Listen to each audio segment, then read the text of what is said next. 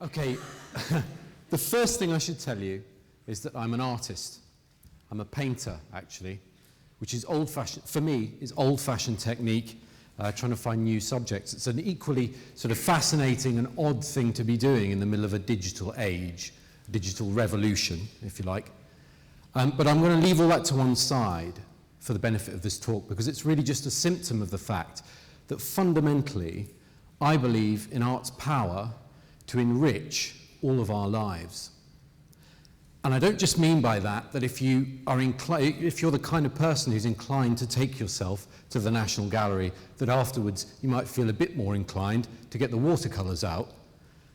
What I mean is that art has the power to be life-affirming for every one of us, regardless of our educational or socio-economic background, and it has that power by virtue of the way that it functions. So forgive me if I'm teaching my grandmother to suck eggs, but in my view, the best art, and I say best quite pointedly, functions by being able to reflect back our own notions of beauty, of the sublime, of happiness, of playfulness. And when that happens, when you recognize something deep and heartfelt within yourself in an artwork, it can fill you with hope and a head full of your own unique ideas you didn't think were there before, and the drive to step forward into life again. Of course, what I'm talking about is inspiration. The problem is that in order for art to do that for you, in order for it to deliver its payload, if you like, we each have to choose to do one very simple thing. And that is that we have to get close to it.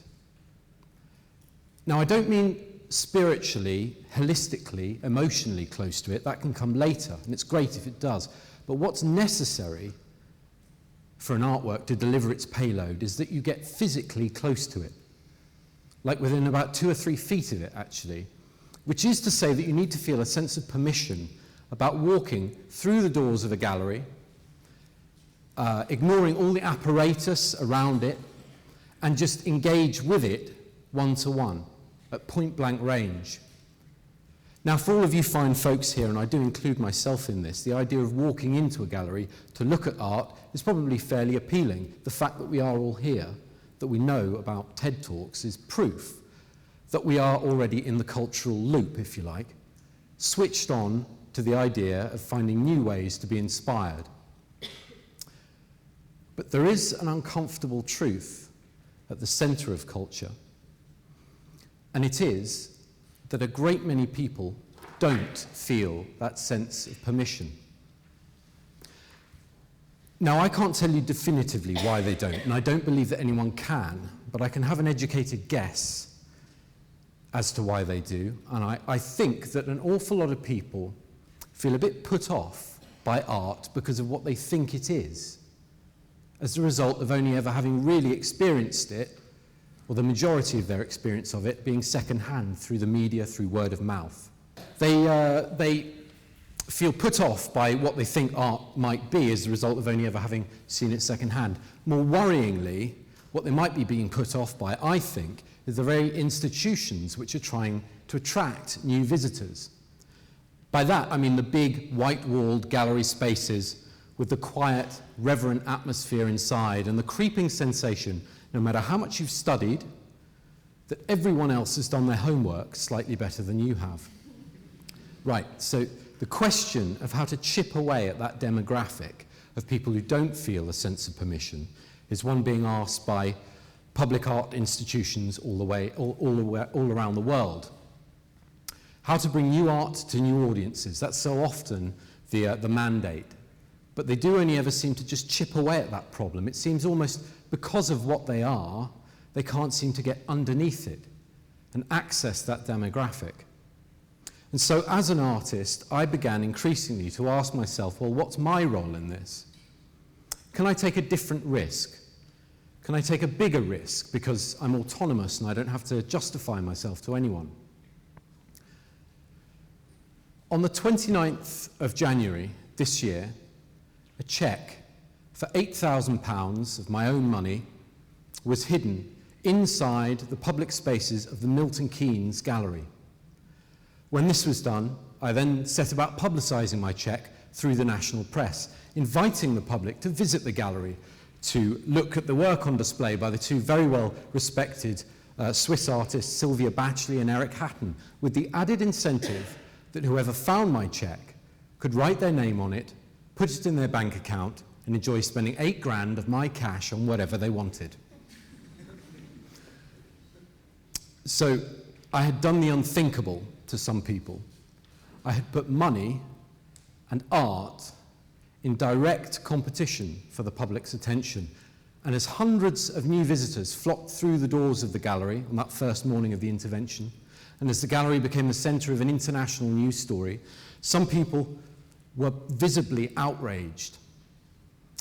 How could I, an artist, the very type of person who is supposed to understand and protect art from greedy, money-motivated mass culture, how could I have provoked so many people to walk through the doors of a gallery with only money on their minds? Well, you see, there's the crux of it. Because although there is no more universal and immediate a motivator, especially in a recession, than cold hard cash, it is art, as the late great critic Robert Hughes once pointed out, which does not need to make an immediate impact to have resonance. Now, it's precisely this resonance in art and the lack of it in money which makes it so consoling, so able to be above and beyond anything money can offer us. And all we need to do for it to resonate within us, if it is doing its job and being resonant, is get physically close to it. And it doesn't really matter how that comes about. So what did I do? Why did I do it? What were my underlying motives? Well, I just wanted to create a sense of permission for every one of Milton Keynes's 250,000 residents, because I wanted to see if that looked any different. Did it feel any different? It's this thing that's been imagined for a while. What would it mean if everyone in a culture was fully culturally engaged? And of course, it felt very different indeed.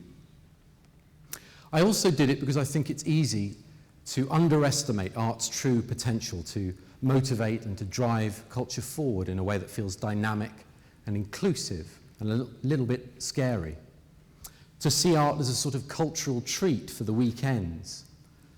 But it's not until everyone in a society can identify with visionary artworks through the artists working amongst them, taking big risks, every bit as easily as people can identify with, say, Premiership football through the success of a local team, that you could say your town had really tapped into its full cultural identity.